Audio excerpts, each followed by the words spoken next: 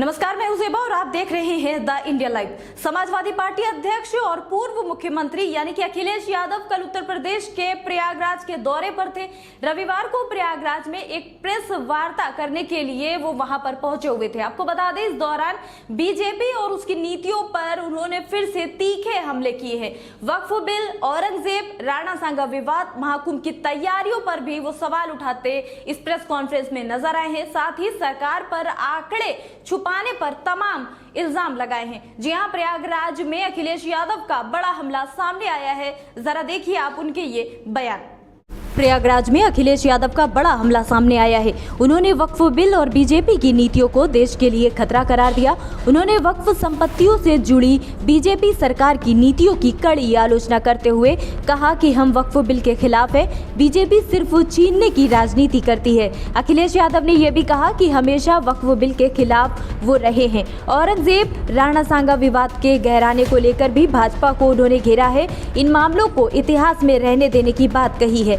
भाजपा को भूमाफिया पार्टी बनाने का दावा किया। वहीं यूपी में दलित उत्पीड़न के बढ़ते मामलों को लेकर योगी सरकार को घेरते दिखे हैं। उन्होंने बीजेपी को स्वामी विवेकानंद से सीखने की बात कही है। साथ ही अखिलेश ने कपड़ों की जगह विचार से योगी होने की बात भी सीएम योगी आदित्यनाथ को तंज कसते हुए कही है।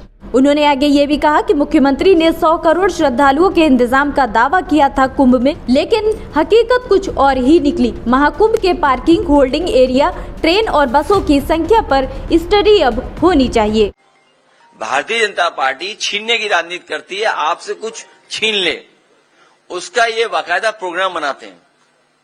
पहले नोटबंदी किया इन्होंने, हमें आपको भरोसा दिलाया कि नोटबंदी से भ्रष्टाचार खत्म हो जाएगा, आतंकवाद खत्म हो जाएगा, हमारी अर्थव्यवस्था अच्छी हो जाएगी। क्या वो परिणाम आ रहे हैं? उसके बाद इन्होंने वैट छीन लिया, नया कानून लागू कर दिया जीएसटी का। जिस तरह से आजादी का जश्न मना था, उसी तरह जीएसटी का जश्न मनाया गया। और आप जान लीजिए कितने संशोधन जीएसटी में हो चुके हैं। व्यापार बर्बाद हो गया, व्यापार छीन लिया इन्होंने, बहुत लोगों का कारोबार छीन लिया इन्होंने। एंग्लो इंडियंस का एक आरक्षण होता था, विधानसभा में एक सीट थी, अपॉइंट हुआ करते थे। दिल्ली में लोकसभा में भी सीट थी। एंग्लो इंडियंस का इन्होंने आरक्षण छीन लिया। ये जो जगह जगह वाइस चांसलर्स अपॉइंट कर रहे हैं ये लोग, या आयोग वगैरह में अपने लोग बैठा रहे हैं, ये सब आरक्षण छीन रहे हैं लोग। बौद्ध धर्मों का इन्होंने बहुत से स्थानों को छीन लिया।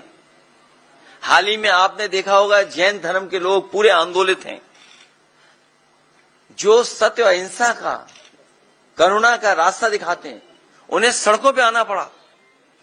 ये भूमाफिया पार्टी है भारतीय जनता पार्टी। इन्होंने तालाब, सरकारी जमीन, झगड़े की जमीन, पुलिस के दबाव को बना करके, और बहुत सारे जो यहां पर घटनाएं हुई हैं, बहुत सारी प्रयागराज की जो घटनाएं हुई हैं, अंतर्राष्ट्रीय स्तर पे, देश के स्तर पे जब कभी भी सच्चाई आएगी सामने, तो ये भारतीय जनता पार्टी के भूमाफिया नेता और उनके लोग ही निकलेंगे।